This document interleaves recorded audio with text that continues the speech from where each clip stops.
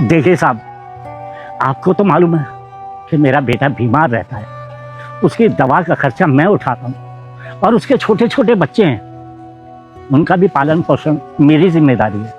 अगर आप लोग मुझे पैसा नहीं दोगे तो मैं अपने परिवार का गुजारा कैसे चलाऊंगा?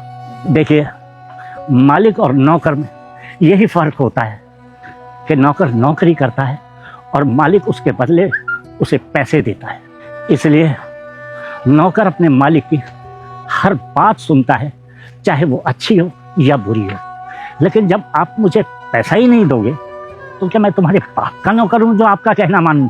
तुम्हें मालूम है, आज सुबह ही मेरा मकान मालिक आया और उसने भरी पब्लिक के सामने मेरे गाल पर थप्पड़ मारा। सोचिए मुझे कैसा महसूस हुआ होगा। मेरी इसमें क्या गलती थी?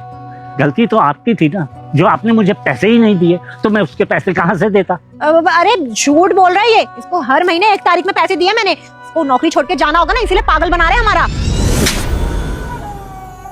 दीप्ति, शर्म आनी चाहिए तुम्हें। तुमने ड्राइवर अंकल का हक मारा है। अरे तुम्हें अंदाजा भी है कि ये सामने वाला इंसान कितनी मुसीबत से गुजर रहा है? इतने बूढ़े हो चुके हैं ये फिर भी काम कर रहे हैं। जरूर कोई ना कोई मजबूरी तो होगी ना इनकी।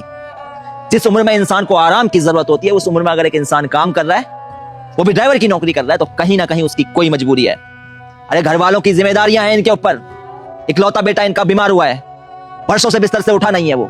इनके ऊपर अपनी बहू की जिम्मेदारी है, अपनी बीवी की जिम्मेदारी है और अपने बच्चे के बच्चों की जिम्मेदारी है। जिम्मेदारी ये होती है जो इंसान से काम करवाती है, वरना किसे शौक है इस उम्र में काम करने का? लेकिन तुम जैसे लोग हैं वो किसी की मजबूरी को समझते ही नहीं है। तुम जैसे लोग बस सामने वाले की मजबूरी का फायदा उठाने जानते हैं। अरे शर्म आती है मुझे आज ये कहते हुए कि तुम मेरी बीवी हो। मैंने तुम्हें हमेशा ये कहा था कि अगर खर्चे के लिए पैसे चाहिए होते हैं ना, मुझसे ले लिया करो, लेकिन कभी किसी गरीब आदमी का हक मत मारा करो। लेकिन फिर भी तुम्हारा लालच खत्म कब होगा? ये एक गरीब इंसान के पैसे मार रही हो तुम। दीप्ति, मेरी एक बात ध्यान रखना, जब हम किसी गरीब इंसान के पैसे मारते हैं ना, तो उस वक्त हमें बहुत अच्छा लगता है कि हमने बहुत बड़ा काम कर लिया, किसी इंसान के पैसे मार लिए हैं, और हमें उस वक्त खुशी भी बहुत ज्यादा महसूस होती है। हमें लगता है कि हमने जैसे कोई अवार्ड विनिंग डॉक्यूमेंट्री कर ली है जिसके बिहाफ पे हमें अवार्ड मिल रहा है। लेकिन सच बात तो यह है कि किसी के पैसे मारने वाला अपनी जिंदगी में कभी खुश नहीं रहता है। तुम भी कभी खुश नहीं रहोगी। अगर तुम्हें मेरी इज्जत की थोड़ी सी भी फिक्र है ना, तो माफी मांग लो इनसे।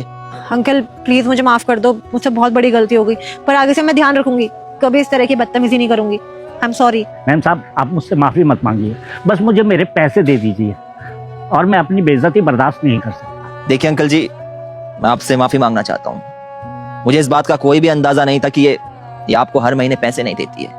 मेरे को तो हमेशा से यही लगता था कि आपको महीने की पहली तारीख को सैलरी मिल जाती है, और इसीलिए मैंने आपसे थोड़ी ऊंची आवाज में भी बात कर दी। हो सके तो मुझे माफ कर दीजिएगा। आपके जितने भी पैसे हैं वो आज शाम तक मैं आपको दे दूंगा, लेकिन अभी मेरे को एक इंपॉर्टेंट मीटिंग में जाना है, तो प्लीज मेरे साथ चल लीजिए आप।